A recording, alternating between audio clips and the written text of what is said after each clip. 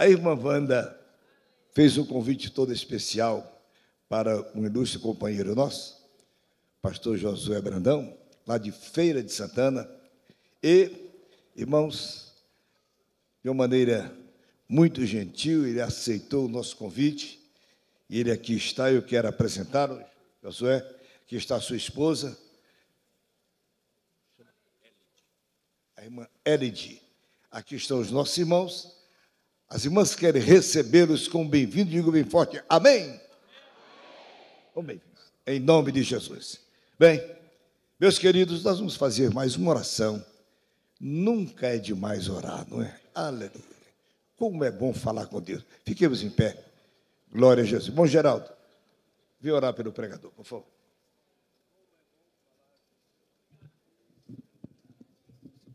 Saúde os irmãos com a paz do Senhor. Agradecemos a Deus por esse lindo encontro aqui nesta manhã. Oremos. Altíssimo e soberano Deus, graças nós te damos, ó Senhor, por tudo que tu, ó Deus, permitiu que nós víssemos e ouvíssemos aqui nesta manhã.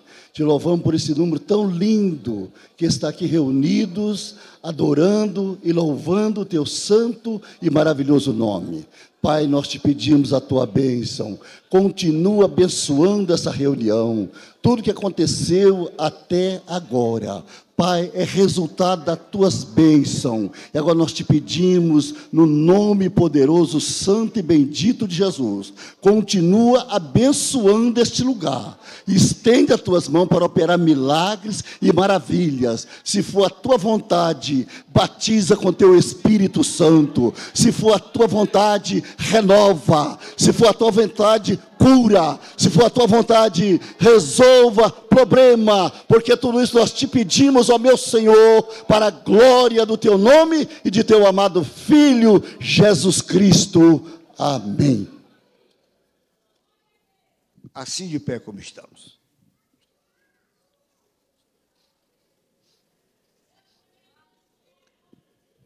Aleluia. Glória a Deus. Meus queridos, distintos irmãos e irmãs, eu vos saúdo com a doce paz do Senhor Jesus. Pode assentar, amados, por favor. Quero saudar muito respeitosamente o pastor José Wellington Bezerra da Costa, pastor presidente desta igreja, deste ministério, sua distinta esposa, nossa irmã Wanda. Deus continue abençoando-os de maneira rica, poderosa. Saudar o pastor Wellington Júnior, vice-presidente desta igreja, sua distinta esposa. Deus abençoe. Os demais pastores aqui presentes, pastores dos setores, das regiões, as nossas distintas irmãs, respectivas esposas destes pastores, o brioso ministério desta igreja, saudamos-vos na doce paz do Senhor Jesus Cristo. As nossas irmãs que compõem este coral, estes grupos de adoração a Deus, coisa linda. Eu até comentei aqui com o pastor Wellington Júnior, hoje é sábado, é manhã, é dia, e a igreja está lotada de corações ávidos pela presença de Deus. Os irmãos que viajam um pouco sabem, e isso fica para a glória de Deus e para a vossa congratulação, para a vossa celebração do Senhor. Não é comum hoje no Brasil, em pleno dia, igrejas cheias para culto, para louvores e para pregação. Não é comum, são casos assim bem distintos e bem específicos, tá, amados? E eu quero parabenizar as nossas irmãs por esta manifestação de rendição ao Senhor, de louvor ao Senhor. Tá, que Deus seja glorificado nisto, para a glória do seu nome. Vou repetir, são casos bem específicos que a gente poderia mencionar assim de maneira bem direcionada. Então, que Deus seja louvado pelo que ele continua a fazer aqui em São Paulo, aqui no Ministério do Belém, aqui nesta igreja, em nome do Senhor Jesus Cristo. Uma alegria de rever amigos, pastores, companheiros, servos de Deus. Estou agradecido ao Senhor por esta oportunidade singular, rendendo a Deus a honra, a glória, a adoração, porque eu me apaixono pelas palavras de Paulo, porque dele e por ele e para ele são todas as coisas, glória, pois, a ele eternamente. Amém. Amém? Estou com a minha esposa, como foi já apresentada, e estou agradecido ao Senhor por seu cuidado, por seu desvelo conosco. E devo dizer às irmãs, lembrar para as irmãs que a mulher ou as mulheres fazem parte intrínseca da história da igreja ao longo desses 2000 anos. Tá? Para ser ainda mais específico, fazem parte da história das Assembleias de Deus no Brasil. Eu lembro-me quando o pastor David Yong Cho recebeu de Deus uma visão de organização e estratégia de evangelismo para a Coreia do Sul, e ele conta que, quando ele recebeu de Deus, ele falou com Deus: o senhor sabe que o presbitério da igreja não vai aprovar esse negócio? Aí Deus falou com ele: trabalha com as mulheres. Aí ele falou com Deus: mas, Senhor, eu estou no Oriente. No Oriente, as mulheres não tomam a linha de frente de nenhum projeto. A camarada tem que contar com o esposo delas, não com elas. E ele disse que o Senhor falou com ele assim: Paul, na época era Paul, quem foi que me deu a luz? Ele disse: uma mulher. Tá. E quem me amamentou? Uma mulher. Quem me ensinou os primeiros passos? Uma mulher. Quem me serviu no meu ministério com os seus bens? As mulheres. Tá. Quem me acompanhava enquanto eu estava arrastando a cruz em Jerusalém? Algumas mulheres. E quando eu estava na cruz, quem estava perto observando? As mulheres. E quando eu me dirigi a alguém e chamei para próxima da cruz, com quem eu falei? Com a mulher. Tá. Eu morri. Quem esteve lá para embalsamar o meu corpo? As mulheres. E depois da minha ressurreição, a quem eu apareci primeiro? A uma mulher. Aí o Senhor falou com ele: então para de me questionar e chama as mulheres, que o trabalho vai acontecer. Aleluia. Então, não dá para olhar para as irmãs e entendê-las como soldados de segunda classe, como recrutas. Não dá. Deus sempre contou com elas ao longo da história. E aqui estamos nós. Eu sou resultado de círculo de oração. Minha avó paterna era esposa de um pastor presbiteriano. Meu avô paterno era presbiteriano. E o meu pai era pastor batista tradicional. Mas aí o meu pai foi batizado com o Espírito Santo no púlpito de uma igreja batista aqui em São Paulo, no Parque Edu Chaves. E educadamente convidado a se tornar assembleiano. Aí a minha mãe se tornou dirigente de círculo de oração. Quando meu pai se tornou assembleiano, o meu avô, que era pastor presbiteriano, o pai dele decidiu também vir para a Assembleia de Deus. Aí a minha avó paterna também se tornou dirigente do círculo de oração. Aí a minha avó materna também é do círculo de oração. Não tem para onde escapar. Estou cercado. Então, nós precisamos honrar ao Senhor por tudo isso. A mãe da minha esposa é dirigente de círculo de oração há muitos anos. Então, isso faz parte do nosso histórico de vida cristã. Alguns anos atrás, eu estava voltando da igreja e me deram uma fechada no trânsito. E o meu filho estava comigo no carro e fez assim: pode ver que é uma mulher. Eu disse: mas rapaz, só vamos fazer o seguinte, eu vou acompanhar porque pode ser um homem e eu quero te provar. Quando nós acompanhamos, não disse que era um homem, ele disse: mas é filho de uma mulher. Ou seja, em todas as áreas, em todas as circunstâncias, em todos os setores, em todos os ambientes, todos os homens estão sob influência, ou estiveram, de uma mulher. De maneira que o pastor Wellington Júnior, ontem ministrando, disse que Deus lhe chamou para ser equilíbrio na família. Isso é um fato. Receba esta missão com galhardia, com alegria, com louvor, e deixa Deus lhe usar em nome de Jesus, tá? Para a glória de Deus. Lá na saída, depois do culto, eu vou falar agora, porque eu acho que depois da pregação não vai caber falar disso. Eu tenho aí alguns DVDs com mensagens, e boa parte deles são direcionados para mulheres. Eu admiro a presença da mulher na Bíblia. Por exemplo, tem uma senhora, tem uma pregação sobre ela aí, Axa, filha de Calebe. Axa é um fenômeno. A visão que aquela mulher tem é fora de série. Tem uma outra mulher que ela me encanta, nem tem nome na Bíblia, a mulher Ciro-Fenícia.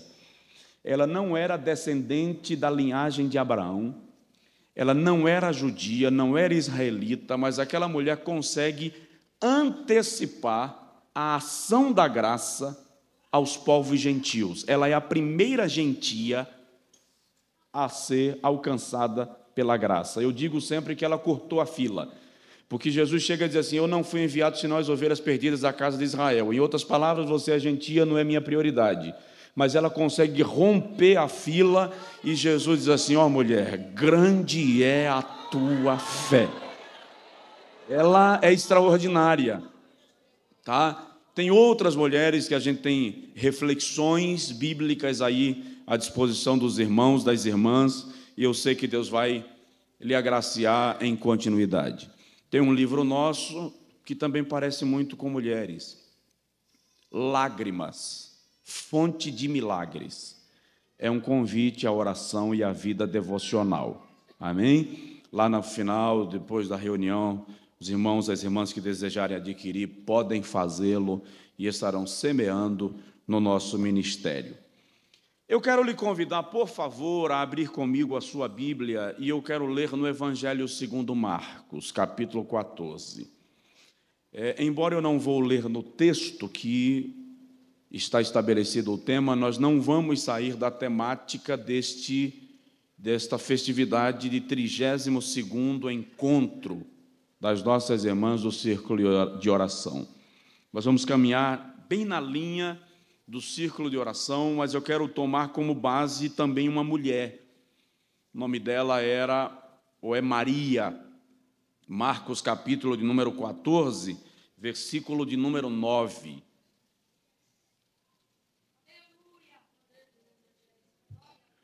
Se eu fosse dar um tema para essa reflexão, e eu nem pretendo fazê-lo, eu iria falar sobre uma mulher inesquecível. O que torna uma mulher inesquecível?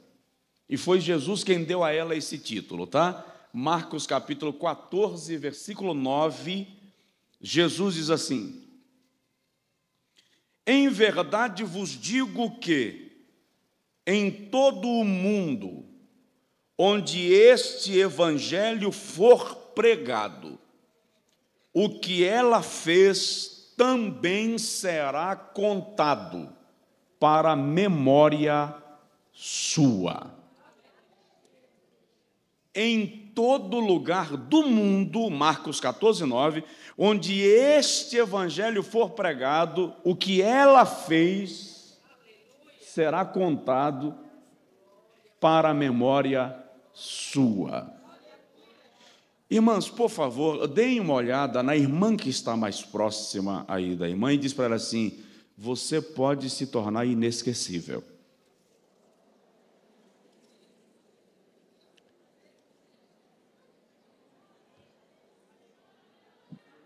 Diga comigo: Pai, em nome de Jesus, fala conosco.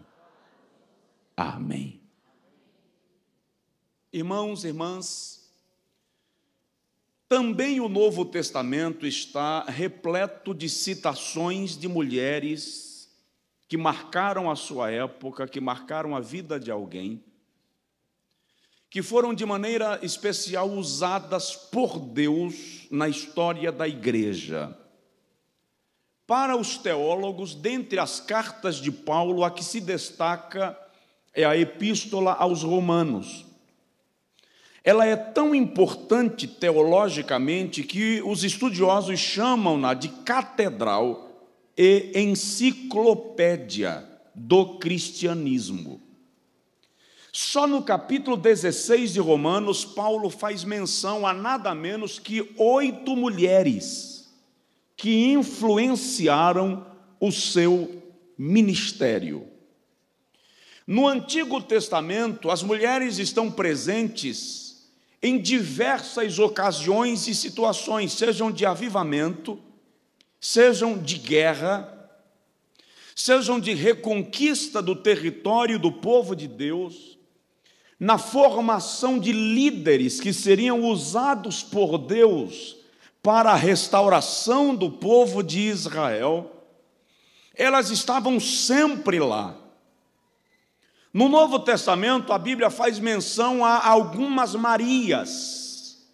A Maria, mãe do Senhor, faz menção a Maria Madalena, faz menção a Maria, mãe de João Marcos, e faz menção a esta Maria, irmã de Marta, irmã de Lázaro.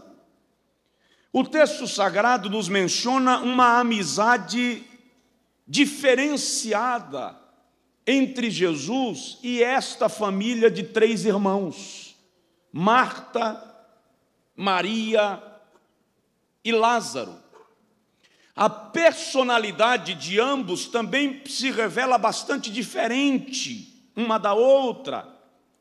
Marta se parece mais uma mulher sanguínea, de personalidade forte, que não manda recado, que se irrita até com Jesus. Vamos lá, que com suas razões, qualquer dona de casa aqui vai defender Marta. Jesus chegou na casa dela meio-dia, levando mais 12 para almoçar, sem avisar. Cá entre nós, qualquer dona de casa sabe que isso pesa na cozinha.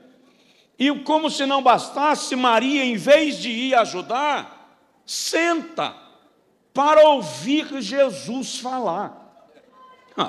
É demais para o coração de uma Marta, sangue quente. E Maria parece-nos uma mulher mais passiva no que se diz respeito às inquietações com as questões materiais ou com as questões humanas, embora Maria se revele mais ávida, mais apaixonada pelas questões espirituais. Eu, particularmente, não critico Marta, nem exacerbo os elogios a Maria, porque eu acho que todos nós temos um pouco de Marta e um pouco de Maria. Elas revelam um pouco de nós. Mas o texto em apreço, se lermos o relato de João, vamos perceber que Jesus havia terminado de operar um milagre extraordinário na casa de Marta e Maria. Lázaro estivera doente, morrera. Jesus foi lá e ressuscitou a Lázaro. O coração de Maria estava tomado de uma gratidão incomum, de um sentimento fora do normal, de adoração, de gratidão, de louvor. E Jesus estava em Betânia para um jantar. Maria queria uma forma de manifestar a sua gratidão, o seu carinho para com Jesus. E o que ela encontrou foi um vaso de alabastro, cheio de nardo puro. Ora, só o vaso já era uma joia, que o alabastro era uma pedra branca, transparente, translúcida, rara. O perfume de nardo, caríssimo. O escritor avalia em 300 denários. O denário era o valor que se pagava pela diária de um trabalhador braçal. Ora, quem aqui compra um perfume que vale 10 meses de trabalho? E mais, pegar um perfume cujo valor financeiro equivale a 10 meses de trabalho e simplesmente derramar. Despejou. Os olhos duvidosos de Judas Iscariotes não conseguiram ignorar tal gesto. Para que tanto desperdício? Poder-se-ia vender e dar-lhe aos pobres. Jesus teve uma visão diferente, e a menção que Jesus faz desse gesto de Maria é extraordinário. Ele diz assim: ela antecipou-se em ungir o meu corpo para a sepultura. Jesus não vê apenas um perfume, Jesus vê óleo. Jesus vê algo diferenciado. Não se ungia com perfume, se ungia com óleo. Era um perfume diferente, era oleoso, tinha valor profético. Aí Jesus diz assim: em verdade vos digo, que o que ela fez, o seu gesto para comigo, se tornará inesquecível. Onde este evangelho for pregado, aliás, em qualquer lugar do mundo, interessante, que o termo mundo que Jesus usa aqui, não fala apenas de terra, fala de universo. O vocábulo grego usado aqui diz: em qualquer lugar do universo onde for mencionado este evangelho, o que ela fez se tornará conhecido. Ninguém vai esquecer dela. Por quê? Porque quebrou um vaso de perfume? O que Jesus percebe nas entrelinhas do gesto de Maria? O que é que Jesus está valorizando no gesto de Maria? Que se eu e os irmãos e as irmãs, se nós conseguirmos desenvolver, o mundo saberá que nós estivemos aqui. Ela se tornou inesquecível. Pelo quê? Primeiro, a primeira marca que se vê em Maria com esse gesto é a marca do desprendimento. Ela não era apegada às coisas, mas valorizava as pessoas.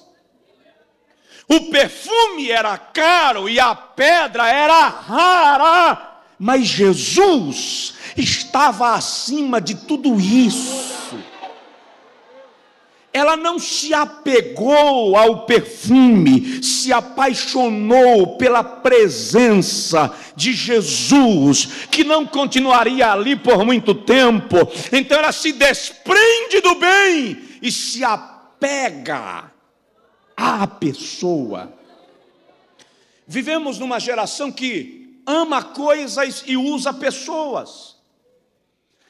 Vivemos numa geração que valoriza o ter mais do que o ser. As pessoas são medidas pelo que têm e não pelo que são. E aí Jesus traz para nós um princípio e ele diz assim: não ajunteis tesouros na terra, onde a prata, o ferrugem corrói e consome.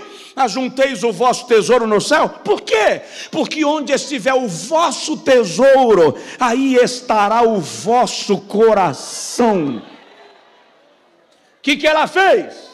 pegou o tesouro dela e despejou em Jesus. Por quê? Porque onde estiver o teu tesouro, aí estará teu coração. Então ela coloca o coração dela em torno de Jesus.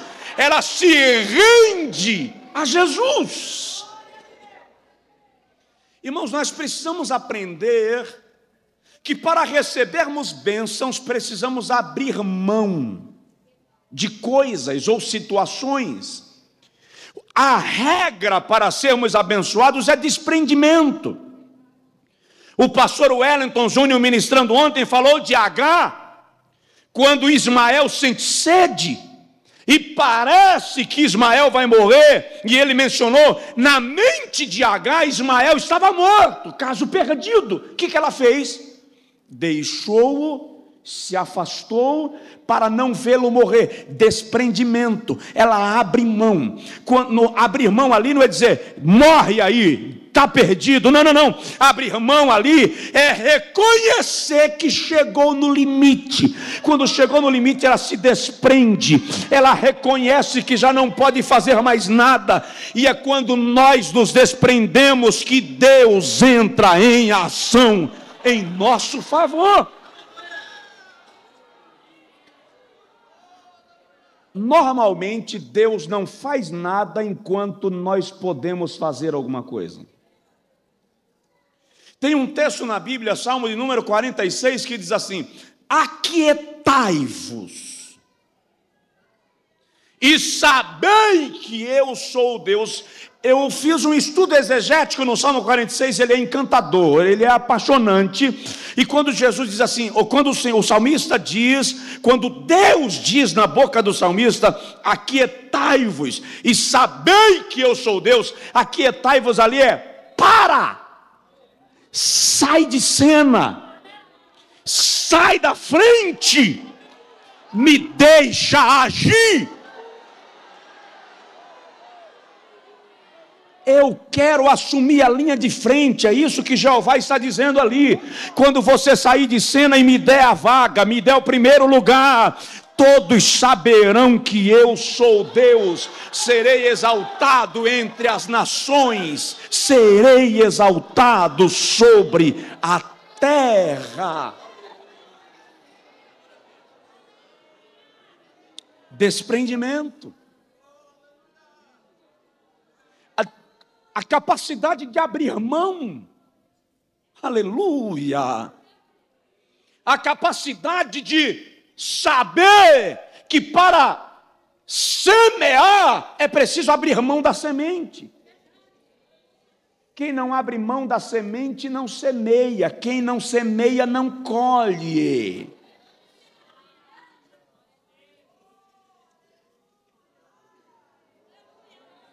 Por isso que ela se tornou inesquecível. Quantas vezes nós nos apegamos tanto às coisas que as perdemos. Eu conheço a esposa de um pastor em Alagoas, a família viajando de férias sofreu um acidente. Pastor, a esposa, o filho e a filha hospitalizados. Ela, a mãe, foi a primeira a receber alta. Depois o pastor também foi liberado. O menino ficou internado mais uns dias, mas foi liberado. Mas a adolescente estava em estado de coma. Não haveriam muitas chances para ela. E um dia a irmã cozinhando e chorando ao pé do fogão e dizendo: Deus, a minha filhinha, o Senhor pode fazer um milagre com a minha filha. E enquanto ela chorava e preparava o almoço, o Senhor falou com ela e disse: você confiou a mim a tua vida. Você confiou a mim a vida do teu marido. Você teve coragem de me entregar o teu filho, porque você acreditou que eu poderia cuidar do teu filho. Mas você nunca teve coragem de me entregar a tua filha. Você nunca achou que eu seria capaz de cuidar da tua filha? E ela aí, cuida dela agora. E ela diz que caiu prostrada na cozinha, dizendo: Senhor, me perdoa. meu excesso de amor, minha possessividade, e eu não te confiei a vida da minha filha, eu a entrego a ti. E o Senhor perguntou: para quê? Está me entregando para quê? E o Senhor falou com ela: você me entrega a tua filha para que eu a recolha para o meu descanso eterno? E ela disse: eu entrego. Se o Senhor quiser levar, está entregue, é tua. Aos prantos, o marido chegou, ela estava caída na cozinha chorando. 3 da tarde o telefone tocou, era do hospital. Corram para cá, a menina de vocês despertou do coma, vai ser transferida para o apartamento. Desprenda-se, entregue. Quando nós nos desprendemos, Deus entra em ação em nosso favor, para a honra e a glória do seu nome. Quem pode glorificar a Deus, faça, porque Ele é merecedor de honra e glória. Orai na manda na macho, errando na manda na gás, iria mandar.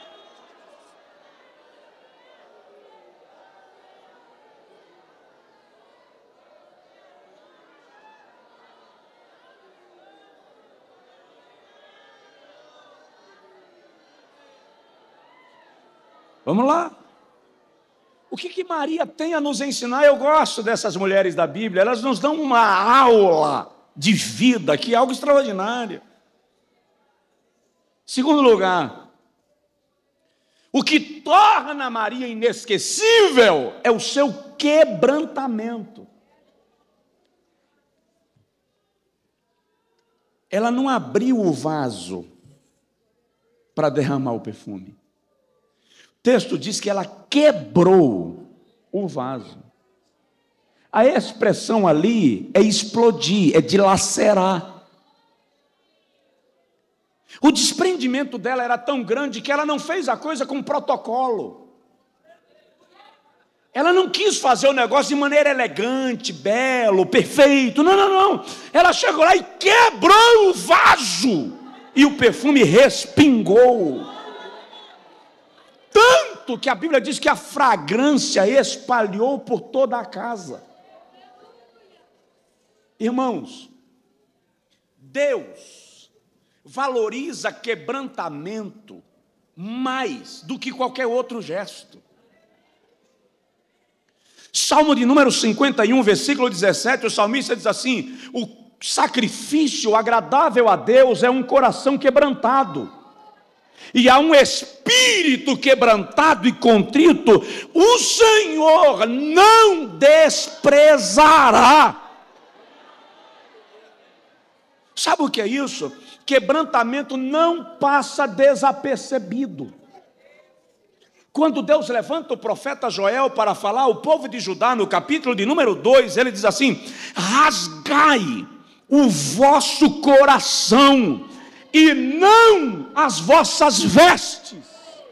Que Deus estava dizendo: chega de culto aparente, para de pose, para de demonstrar. Eu quero coração rasgado, eu quero alma quebrantada. Dê-me licença.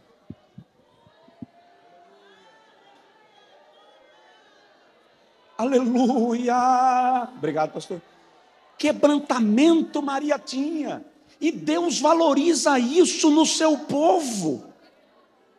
Às vezes a gente pensa que Deus está querendo a nossa manifestação de jejum, as nossas muitas horas de oração. Não estou censurando muitas horas de oração, não, já foi dito aqui, eu concordo 100%.